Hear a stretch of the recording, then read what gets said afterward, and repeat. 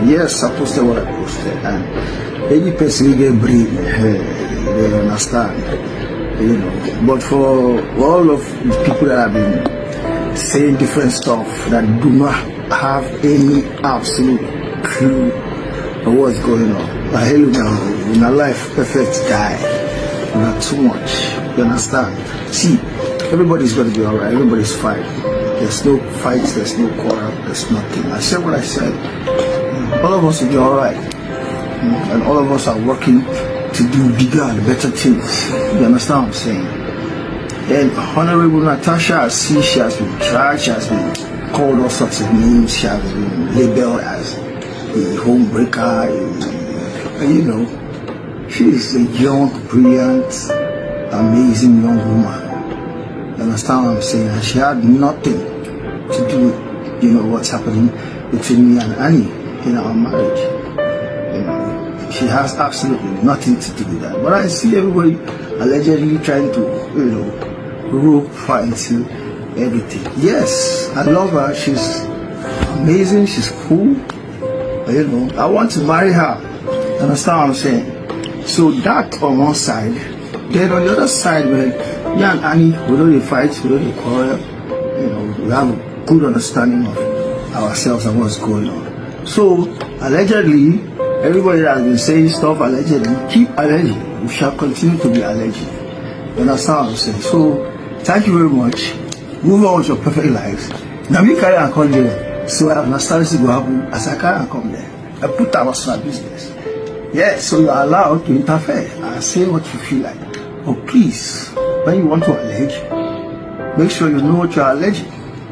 And I'm also going to ask, in fact, I will ask Congress. We have to do something about this alleging. You understand? Everybody's hiding behind allege.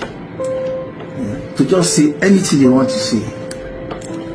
Causing heartache, embarrassing people up and down. And you know, say more people will ever leave the follow alleged. So we need to do something about this alleged. If you don't know something, no talk. No even quote person. Take only the person will talk. You understand? So with this viewpoint of mine, thank you very much. I don't bring that come again. And I don't give enough food again. We could have continued to be alleged. We go meet for somewhere. No problem. Thank you very much. Ẹ kú dédé wòyí ẹ̀yin olólùfẹ́ ní Yinka TNT ẹ kú bójọ́jọ́ ṣeréṣe dáadáa ni mo bá yín a kú ẹyẹyẹ àjọ̀dún ìfẹ́ òní o ìfẹ́ Ọlọ́run kò ní fi gbogbo wa sílẹ̀ o ọ̀rọ̀ tí mo fẹ́ sọ láàárọ̀ yìí ọ̀rọ̀ mo fẹ́ fi two-face case study ni and I'm entitled to my opinion àwọn tí wọn bá ní ọpọlọ àbí tó pé wọ́n ní ààbọ̀ ẹ̀kọ́ tí wọ́n dẹ̀ máa láwọn kàwé àwọn náà dẹ̀ máa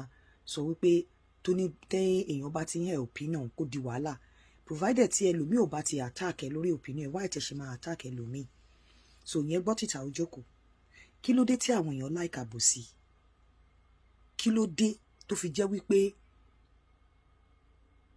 nǹkan tó bá ti suit yín nìkan òun ló right two-face tẹ́yìn ń rí ṣẹ́yìn ń rí bí ẹni tó jẹ́ pé ojú ẹ̀ ò tí ì rí lọ́wọ́ obìnrin ẹ̀yin ń rí bí ẹni tó jẹ́ wípé inú ẹ̀ dùn ó láyọ̀ nínú obìnrin kó tó di wípé ó bọ́ síta ó wá ṣerú nǹkan báyìí ẹ̀yin ò mọ̀ pé ó máa ti rehearse àti dá consequence pé kí ló fẹ́ ṣẹlẹ̀ tó kó ṣẹlẹ̀ so ìgbà téèyàn bá wà ní èwe tí ò bá réyàn pàápàá tí owó bá dé sínú ayé èèyàn nígbà èwe téèyàn bá ṣọ́ra èèyàn lè lose guard àbí kó lose control ó ń lọ ọ̀rọ̀ ẹ̀ bí mo fi ìpọ̀rọ̀ ẹ̀ ṣe rí tó fi bímọ káàkiri irú èèyàn bó ṣe rí iṣẹ́yìn rí bí ẹni tó lẹ́mìí wàhálà tààrà ẹ rí bí ẹni tó lẹ́mìí wàhálà tààrà ó lè fẹ́ràn òbò gẹ́gẹ́ bí gbogbo ọkùnrin ṣe fẹ́ràn òbò tó bá lówó lọ́wọ́ tán bá dẹ̀ lè ní àròjinlẹ̀ pé kán ro ọjọ́ iwájú ó lè fẹ́ràn òbò and apart from fẹ́ràn òbò bí ò bá fẹ́ràn òbò gan òbò á fẹ́ràn ẹ̀ bó ṣe rí bí ò bá fẹ́ràn òbò òbò á fẹ́ràn ẹ̀ so ẹ jẹ́ kí n sọ kíní kan fún yín tó bá jẹ́ pé obìnrin ló bọ́ síta tó wá ní wípé ẹ jẹ́ ká turn around tó bọ́ síta tó wá ní I found another love kíní kan gbogbo yín lẹ máa celebrate ẹ ẹ̀yin èèyàn burúkú yìí ẹ celebrate ẹ ní Ọlọ́run ti mú two-face ó ṣẹran jọbọjọbọ nù ó fi ilẹ̀ ọkùnrin míì ti gbé ẹ máa celebrate ẹ kí ni lágbájá fi ṣorí títà mẹ̀dù ò fi ṣorí why tó ṣe jẹ́ pé tí ojú ọkùnrin bá rí tọkùnrin bá wá fẹ́ move on ìsídà kẹ́ attack obìnrin tó rí kẹ́ lóun ló dalé ẹrù bí ò bá tiẹ̀ mọ́wọ́ bí ò mẹsẹ̀ ìsídà kẹ́ bẹ̀rẹ̀ sí ní throw ọkùnrin yẹn kẹ́ ní ó ṣe move on ìmí tiẹ̀ sọ pé kò lè fi lágbájá lẹ̀ o kò síbi tó ń lọ ṣé kò wá bẹ́tà kó fira wọ́n lẹ̀ ju pé kó wá la ẹ̀mí lọ ṣé wọ́n ní kọkùnrin náà má ní live ni ta ló ẹkùnrin tó bá máa bọ́ ta ṣerú ilé mo sọ fún yín ó ti sunkún nínú ilé tẹ bá rí ọkùnrin tó gbé ìyàwó gẹ̀gẹ̀ níta tó ní ìyàwó yìí ó gbé sórí tó tún wá dé tó wá sọ ìyàwó yẹn tó jù sílẹ̀ gbìm tí ò dẹ̀ mọ nǹkan kan tí ò dance consequence tí ò mind nǹkan táwọn ayé máa sọ ẹ mọ̀ pé ọkùnrin yẹn ti sunkún nínú ilé ní kọ̀rọ̀ tí ò réyàn ṣeun ló tó ẹ mọ̀ pé ìyà ti jẹ ọkùnrin yẹn lọ́wọ́ obìnrin yẹn ní kọ̀rọ̀ bẹ́ẹ̀ ṣe rí ọ̀pọ̀lọpọ̀ yín ẹkún tí àwọn obìnrin máa ń sun níta òun la máa fi ń ba ayé àwọn ọkùnrin jẹ́ ó dàbẹ̀ ni pé first come first serve ní ọ̀rọ̀ ọ̀pọ̀lọpọ̀ nú yẹn tó bá ti kọ́kọ́ wá sunkún òun ló ń jìyà kò dẹ̀ rí bẹ́ẹ̀ ọ̀rọ̀ ọkọ àti ìyàwó ọjà òkùnkùn ni Ọlọ́run nìkan ìwọ̀n ìgbà tí a bá wọn gbé inú ilé Ọlọ́run nìkan ló mọ nǹkan tó ṣẹlẹ̀ honestly and fẹ́kọ̀ tẹ́lẹ̀ tí obìnrin bá tètè lọ sílé ọkọ tí ò bá bá ìgbà mu bóyá ìwọ tó kàwé tó níṣẹ́ ọwọ́ tó lọ sílé ọkọ tó jókòó sílé ọkọ yẹn tó tètè equip ara ẹ tó tètè upgrade ara ẹ bójú o máa lọ sí school bójú o máa kàwé bójú o máa ṣe nǹkan kan kó upgrade ara ẹ láti máa bá ìgbà mu àwọn obìnrin tó wà nínú ìgbà àwọn ló máa gba ọkọ lọ́wọ́ ẹ àwọn obìnrin tó wà nínú ìgbà àwọn náà máa make ilé yẹn uncomfortable fún ẹ obìnrin tó bá tètè lọ sílé ọkọ tó rí pé ọkọ ẹ ń bá ìgbà mu ìwọ náà láti máa bá ìgbà mu má jókòó tẹtẹrẹ pé o ti bímọ otherwise ọmọ yẹn ò ní lè retain ẹ sínú ilé tó bí honestly obìnrin láti bá gbà mu obìnrin tí ò bá ti rò pẹ̀lú gbà kó bá gbà mu àwọn obìnrin tó wà nínú ìgbà tó ń wà nínú ìgbà tó ń bá ìgbà mu àwọn ló máa replace ẹ kí ló obìnrin fi ṣorí tọkùnrin ò fi ṣorí jàre tẹṣin bá dá ni èèyàn máa ń tugun ni kí ló dé tẹṣin máa dá obìnrin tóbìnrin bá tugun gbogbo yín máa celebrate ṣùgbọ́n tó bá jọkùnrin ẹ ní pẹpẹsẹ kan ẹ má máa fi emotion ẹ má jẹ́ kí emotion yín kó máa override sense of reason yín ẹ máa ní àròjinlẹ̀ tí ọkùnrin bá bọ́ síta tó wá ṣe báyìí pé mo wá nǹkan tí mo sọ tó dẹ̀ ń sọ ṣé lè bọ̀bọ́ ìjọ ẹni tó wà happy inú yín bàbá ìjọ ẹni tí ojú ẹ ò tí ì rí nínú ìgbéyàwó ní ojú yín àfi tẹ́ bá fẹ́ ṣàbòsí it takes two to tango kó dẹ̀ tó lè make decision ọwọ́ tó wà yín sí eléyìí ò lè rí game kó Two-Face ò fẹ́ play any game mọ́ mo mọ̀ pé irú àwọn èèyàn báyìí gan wọ́n máa regret game tó play sẹ́yìn lójú tiẹ̀ gan tí ọwọ́ aago bá ṣe yí sẹ́yìn gan Two-Face máa correct a lot of mistakes tó ti ṣe àwọn eléyìí ò fẹ́ play game mọ́ irú bọ̀bọ̀ yìí fọkànbalẹ̀ ló ń fẹ́ bọ̀ sẹ́yìn rí bí ẹni tó ní fọkànbalẹ̀ nínú marriage yẹn ṣe ra àwọn méjèèjì bẹ́ni pé wọ́n jọ ní fọkànbalẹ̀ ṣe ra àwọn méjèèjì bẹ́ni pé wọ́n jọ inú wọn jọ dùn pọ̀ tínú wọn ò bá dùn pọ̀ tó dẹ̀ dísà láti go pé kó ní kálukú máa lọ ṣé kò wá bẹ́tà jù kó máa gbé kan para wọn ṣé tó ní kálukú bá dẹ̀ ti lọ tó dẹ̀ jẹ́ pé bí ẹni tó kọ̀gùn sí jù ló lóun ò ṣe mọ́ ṣé kó má lè move on pẹ̀lú live ẹ̀ ṣé kó má lè move on pẹ̀lú live ẹ̀ ṣé fi pé kó má lè move on pẹ̀lú ṣé tó bá fẹ́ move on pẹ̀lú live ẹ̀ ṣé owó ni Two-Face ń wá ń sìn ní lọ́wọ́ obìnrin tí ò ní iṣẹ́ tó ti ṣe lẹ́ ọmọ máa jẹ́ dọjọ́ ogbó ni àbí kí ló ń wá kí lẹ fìpò lè máa wá lọ́wọ́ obìnrin bó ṣe wà yìí ó lack joy ó lack happiness ó lack love it shows all over him tó bá wá jàjà wá rí ẹni tó máa restore gbogbo kinní yẹn sínú life ẹ̀ ṣé kó má accept ẹ ni ṣé kó má gbà ni èèyàn tó wọ bàtà ló mọ bí tí bàtà ti ń tà òun lẹ́sẹ̀ a lè ké we cannot cry than the bereaved now a lè ké a lè mọ̀nà yàn ju amúniwá lọ òun ló mọ nǹkan tó ju òun ti rí so